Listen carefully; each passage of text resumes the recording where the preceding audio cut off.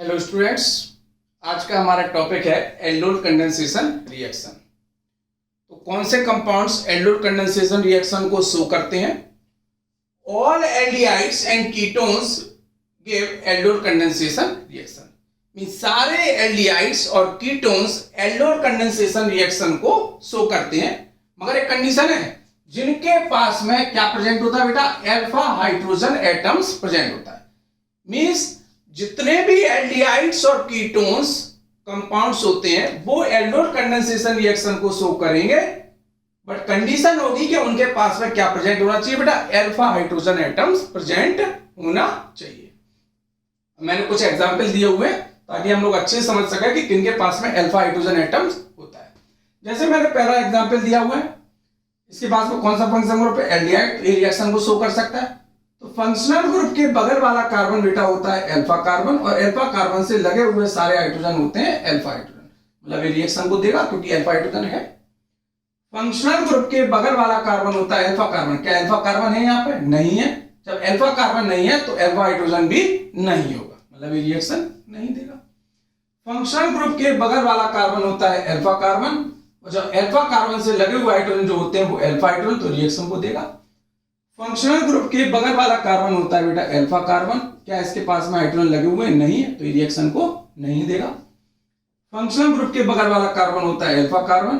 Alpha carbon से लगे हुए हाइड्रोजन होते हैं अल्फा हाइड्रोजन। क्या इसके पास में हाइड्रोजन है? नहीं है, तो रिएक्शन को नहीं देगा। फंक्शनल ग्रुप के बगल वाला कार्बन होता है अल्फा कार्बन, तो यहाँ भी अल्फा कार्बन है, यहाँ भी अल्फा कार्बन है, और उससे लगे हुए हाइड्रोजन होते हैं अल्फा हाइड्रोजन, तो दोनों तरफ अल्फा हाइड्रोजन है, रिएक्शन को देगा। फंक्शनल ग्रुप के बगल वाला कार्बन होता है अल्फा कार्बन, ए भी अल्फा कार्बन है, ए भी अल्फा कार्बन।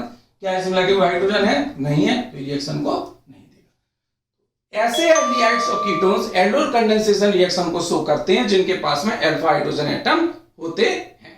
तो मैंने आपको कुछ एग्जांपल एक्सप्लेन कर दिए हैं। अब बात करते हैं इसके हम लोग रिएक्शन के बारे में। तो रिएक्शन देखते हैं।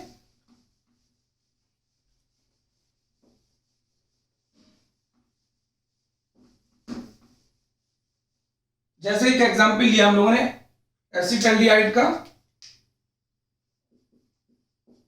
एसिटाल्डिहाइड पास कौन सा फंक्शन ग्रुप है? एल्डिहाइड फंक्शन ग्रुप है, और कौन सा? अल्फा हाइड्रोजन भी है, तो रिएक्शन को देगा। तो जो भी एल्डिहाइड या कीटोन एल्डोल कंडेंसेशन को देगा उसका सिमिलर मॉलिक्यूल हमको लेना है एक और, मगर उसको लिखने का तरीका ये होगा कि जो एल्डिहाइड हो चाहे कीटोन हो, उसका अल्फा कार्बन का लगा हुआ जो हाइड्रोजन होगा अल्फा हाइड्रोजन, उसको हम लोग इस तरीके से रिप्रेजेंट करेंगे। कर दिया। किसके प्रेजेंस में रिएक्शन कराएंगे हम लोग? डाइल्यूट NaOH के प्रेजेंस में।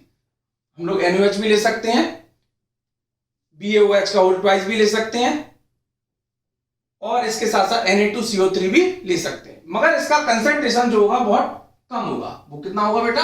लगभग 10% के आसपास। मींस बहुत डाइल्यूटेड होगा बेटा, मींस वाटर की अमाउंट ज्यादा होगी इसमें। तो जो आपने एल्डिहाइड लिया था उसका अल्फा हाइड्रोजन कार्बोनिल ग्रुप के ऑक्सीजन से क्या हो जाएगा? चिपक जाएगा, अटैच हो जाएगा, और अटैच होने के बाद क्या बनाएगा? CH3C, इसके साथ में H अटैच हो गया, ब्यूटीन बन ये इसकी IUPAC हो गई। यदि हम इसको और थोड़ा सा लिखना चाहें, फंक्शन ग्रुप के बगल वाला कार्बन अल्फा, अल्फा के बगल वाला बीटा, अल्फा बीटा पर क्या लगा हुआ है? डबल बॉन्ड, तो नेमिंग हो जाएगी आपकी अल्फा कॉमा बीटा अनसैचुरेटेड, क्या कहलाएगा? एल्डिहाइड। क्योंकि कौन सा फंक्शन ग्रुप है? एल्डिहाइड। तो अनसैचुरेटेड क्यों बोल रहे हैं? क्योंकि अल्फा और बीटा पर क्या लगा हुआ है? आपका डबल बॉन्ड लगा हुआ है, इसलिए इसको बोल दिया अल्फा बीटा अनसैचुरेटेड एल्डिहाइड, और एल्डिहाइड फंक्शन ग्रुप है। तो ये तो मैंने एग्जांपल आपको समझा दिया किसका? एल्डिहाइड का। सेम बिल्कुल बेटा होता है आपका किसका? कीटोन का। वो एग्जांपल हम लोग इसको चेक कर लेते हैं। नोट कर लिया आप लोगों ने?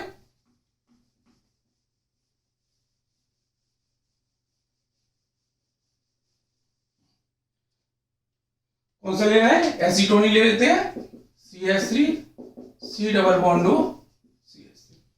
एसीटोन के कितने मॉलिक्यूल लेना है? 2 मॉलिक्यूल लेना है, CH3C double bond O CH3। किसके प्रेजेंस में रिएक्शन करानी है? डाइल्यूट NaOH या BOH का होल ट्वाइस या Na2CO3। कितना परसेंटेज लेना है? 10%। दूसरा मॉलिक्यूल जो लिया था उसका अल्फा H हम लोगों को ऐसे लिख लेना है, और वो किससे अटैच हो जाना है? कार्बोनिल ग्रुप के ऑक्सीजन से अटैच हो जाना है। क्या बनेगा आपका CH3 single bond C, H इसके साथ अटैच हो गया तो OH, और इसके साथ CH3 था वो हम लोगों ने नीचे लिख लिया क्योंकि एक कार्बन इससे अटैच होना था, तो यहाँ पे आ जाएगा CH2 single bond C double bond CH3। कौन सा फंक्शनल ग्रुप आ गया इसके पास में, कीटोन और एल्कोहल। तो क्या कहलाएगा फिर ये आपका कीटोन। क्यों कहलाएगा कीटोन, क्योंकि इसके पास कौन कौन से फंक्शनल ग्रुप है, कीटोन और एल्कोहल फंक्शनल ग्रुप। जैसे ही कीटोन बनेगा हम उसको क्या कर देंगे, हीट कर देंगे। हीट करने से क्या निकल जाएगा, वाटर का मॉलिक्यूल रिलीज हो जाएगा। मेन फंक्शनल ग्रुप कौन सा है, ये फंक्शनल ग्रुप के बगल वाला कार्बन अल्फा, अल्फा के बगल वाला बीटा, बीटा का OH और अल्फा का H, सेम प्रोसीजर है बेटा। तो हम लोग फिर से उसको वैसे लिख लेंगे, यहां का OH और यहां का H, क्या निकल जाएगा H2 और सिंगल बॉन्ड हो जाएगा सिर्फ यहां पर कौन सा बॉन्ड बन जाएगा, double bond. CH3 single bond C CH3 double bond CH single bond C double bond CH3। अब यहां पर सिर्फ कौन सा फंक्शनल ग्रुप है, कीटोनिक फंक्शनल ग्रुप है। नंबरिंग क्या होगी, नंबरिंग यहां से करेंगे 1 2 3 4 5। 4 पर क्या लगा है, मिथाइल, तो 4 मिथाइल, बोलो 4 मिथाइल, कितने हैं कार्बन, 5, 5 को क्या लिखेंगे, पेंट। कितने पर डबल बॉन्ड है, 3 पर, 3 ई। कितने पर कीटोन है, 2 पर, 2 O आ रहा है तो इसका ही हटा देंगे, तो नेम होगा 4 मिथाइल पेंट 3 इन 2, ये इसका IUPAC। अब हम क्या करेंगे, इसका दूसरा नाम भी लिख लेंगे। फंक्शनल ग्रुप के बगल वाला कार्बन अल्फा, अल्फा के बगल वाला बीटा, तो alpha comma beta, double bond लगाना है अल्फा बीटा के कार्बन पर, अनसैचुरेटेड, कौन सा फंक्शनल ग्रुप है, कीटोन, तो अल्फा बीटा अनसैचुरेटेड कीटोन। समझ में आ गया बेटा, तो ये है आपकी aldol condensation reaction. Next video हम लोग